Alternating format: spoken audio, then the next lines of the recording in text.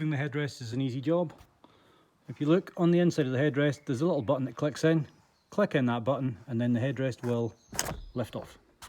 Straightforward. So fitting the headrest cover really requires no explanation. It simply pulls on and then velcros at the base. As we look at the seat base, the method of fitting is pretty apparent.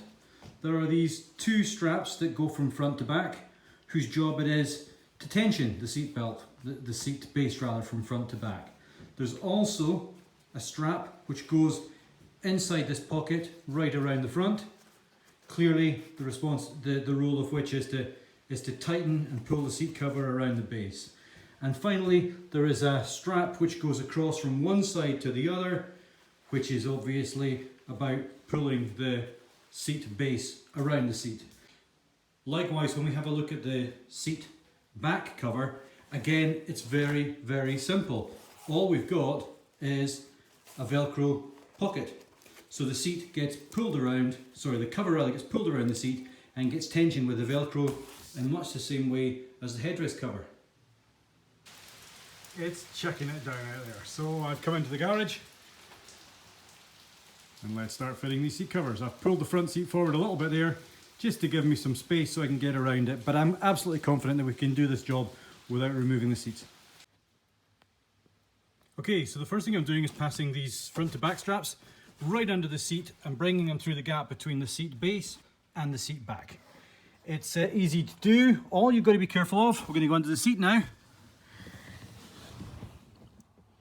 On this UK spec SZ5 model, you can possibly see there's a few bits and pieces of electrics, and we've just got to be careful that we don't catch those. So I have worked hard to ensure that the strap is actually above the electrical cables going to these heated seats.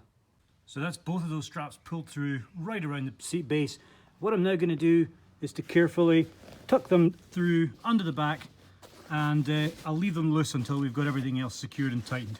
But we've got to tuck those buckles through, being careful not to damage the seat material.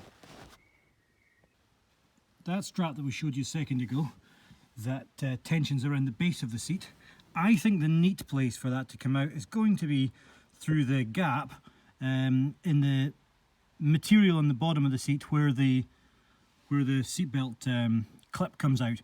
So what I'm doing is I'm just using one of these long hooked pieces of metal just to catch the end of that strap and to pull it through. And there it is. And there we have that strap next to the transmission tunnel now, just loosely fitted, ready for tightening in a minute.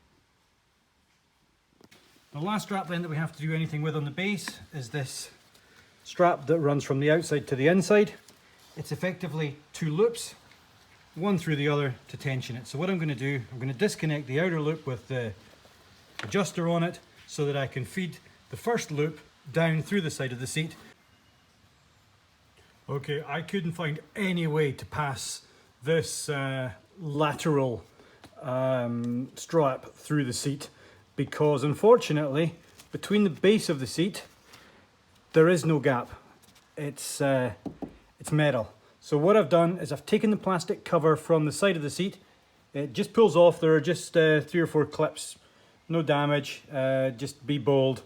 And what I'm going to do with the strap is I've got the seat positioned exactly where the strap needs to go, and there is a very helpful hole in the metal on the base of the seat. So my intention is to pass that strap through there and to catch that on the loop on the other side. Okay, so after a fairly complicated bit of thinking, I think I've decided what's the best thing to do with that cross strap. So, okay, so we're under the seat, and what I want to try and do is locate the hole opposite the one that we passed the strap through on the outside of the car. And these are actually holes that are intended to hold the soft seat cover on. Sorry, I'm trying to get the best position here so that you can see what I'm looking at. So there are a series of holes, trying to point at it with my screwdriver there, and That hole there corresponds with the hole on the opposite side. So what I'm going to do is pass the other loop of that cross tie through there. I'm going to loop it around the strop that's tightening the seat around the base, and then that should allow us to tighten the whole seat cover across the middle of the seat. A little bit awkward, but let's see how we get on.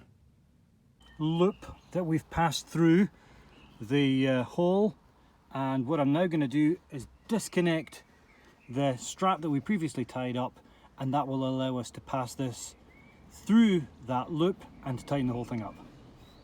Okay, so that cross strap is a bit awkward to fit, but you can see the impact of getting it on and getting it tensioned. The seat cover is absolutely beautifully taut without any wrinkles in it whatsoever. Okay, time to do the back. So once again, it's important to make sure that we've got the right side of seat cover, driver's side on the right hand side here, and we're just going to gently pull it down and then secure the Velcro straps in the bottom. Make sure that the seams line up, make sure it's nice and tight. Let's do that now. There we go, it's a 30-second job to pull that back seat cover on, and then just to take a minute or two, make sure everything's lined up before you tighten up the Velcro on the back, and the seat is done.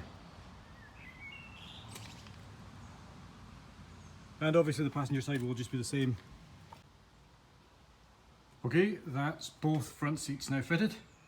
If anything, the passenger seat was slightly more difficult to fit than the driver's side because there's an additional plastic bracket under the seat, which I think might have something to do with the heated seat mechanism.